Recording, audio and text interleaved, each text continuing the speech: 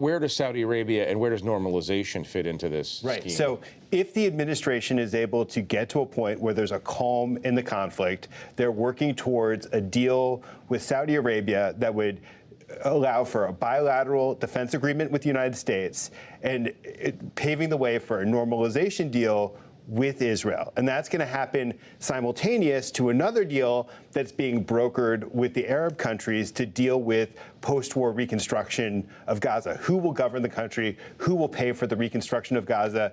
It's kind of a Rube Goldberg contraption of diplomacy, that they need to do something that calms things down now and then kind of shoots the moon in order to get to some sort of more permanent. Could I just add to that? Yeah. You know what I think is interesting? They're trying to reach these normalization deals at a time when whatever happens, the region is different because of these wars. So I think these deals are being negotiated when in an environment that is constantly shifting in ways that we don't fully understand.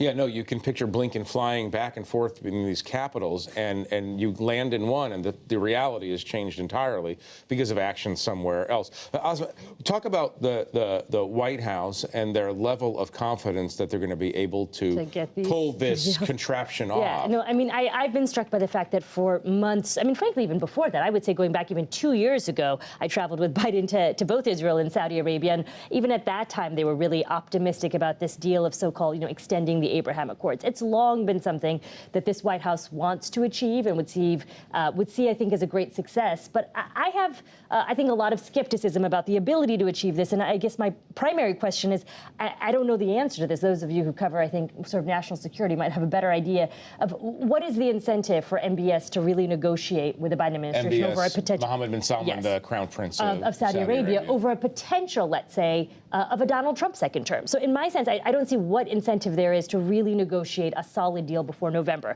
And certainly this administration would like to see a deal You as mean soon as you mean the possible. Saudis would much rather have a deal with Donald Trump than I think Joe that Biden. both the Saudis and Israelis, you saw, were very close to the former Trump administration. And who knows what the second term of a Trump administration would look like. Wonderful pivot. Wonderful pivot. Wow, she's such a pro. Eric, in your interviews with Donald Trump, he talked quite a bit and in a surprising way about Netanyahu, who one could surmise over the last couple of months was kind of looking forward to the possibility of a return of Donald Trump. Turns out Donald Trump doesn't seem to like Netanyahu very much. Can you give us a sense of what Donald Trump told you? Yeah, no, absolutely. I mean, there's a clear bitterness between them, right? Donald Trump, I mean, you could feel it in the room. I asked Donald Trump when we spoke at Mar-a-Lago, do you think it's time for Netanyahu to go? And his answer was, I had a bad experience with Bibi. That was his literal answer. That was his answer. We had a bad experience with Bibi. And he mentioned the operation to take out Qasem Soleimani, the top Iranian general. It was supposed to be a bilateral operation between Israel and the United States. Bibi backed out at the last minute. He cites that as the source of the tension.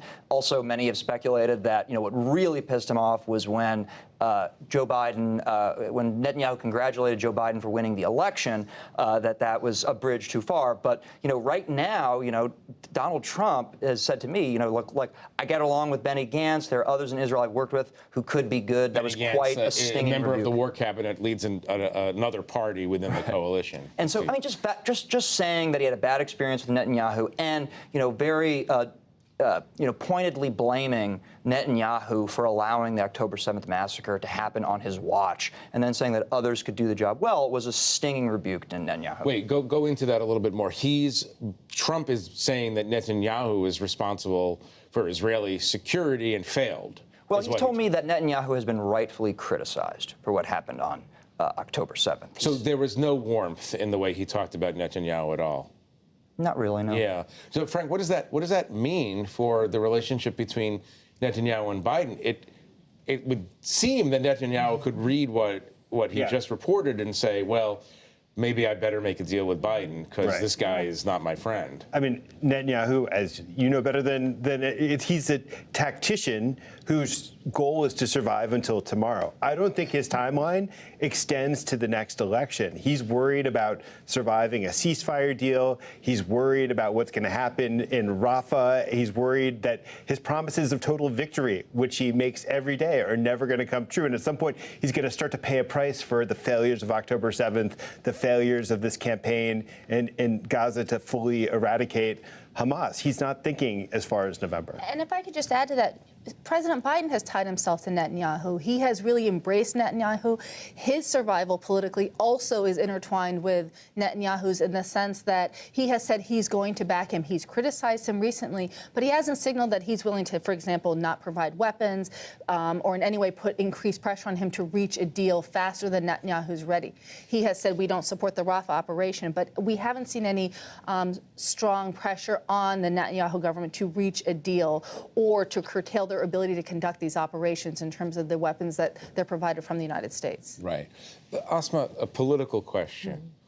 How much, in your mind, do the campus protests and the continued uncertainties that we're talking about, how much is it actually hurting Joe Biden in polls today? Yeah. Because he's not doing that well He's in not the doing that polls well today in polls, anyway. but for a variety of reasons, right? Yeah. I mean, I would argue that when you look at polls and voters consistently complain about high prices and inflation. And I hear this all the time. I was just recently out in Bethlehem, Pennsylvania area.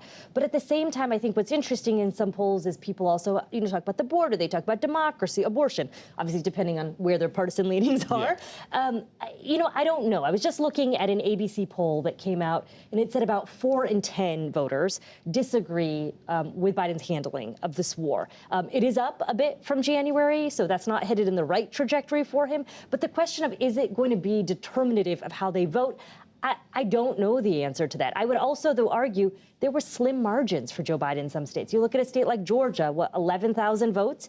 You can't really afford to lose really any part of that coalition. Right. In some states. Michigan was said to be the state where he would take the biggest hit because of this, but it actually happens to be the state that he's performing strongest in of all the swing states. And he's scraping bottom with young voters. His approval rating is 17% with voters under 30.